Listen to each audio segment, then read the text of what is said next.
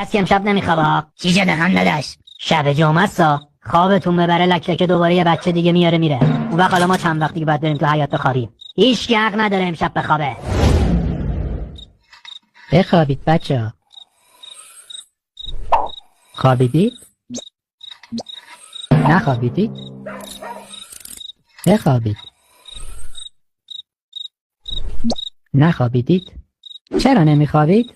آقا جون یادته هر وقت یکیشون به دنیا میومد میگفتی شب که خواب بودید لکلکه نینی رو برد؟ خب که چی؟ واسه اون بیدار موندن که اگه لکلکه خواست پاشو یه بار دیگه اینجا بذاره از نزدیک زیارتش کنن. موندن کدوم پوفیوزی آدرس اینجا رو به اون لکلک قرمساق داده ول نمیکنه اینجا رو. بابا ما دیگه جا نداریم. دو تامون شب سر پا میخوابن با میخ زدن به دیوار نخورن زمین. اون بدبختم که رفته رو تاقچه. یعنی دیگه واقعا جا نداریم.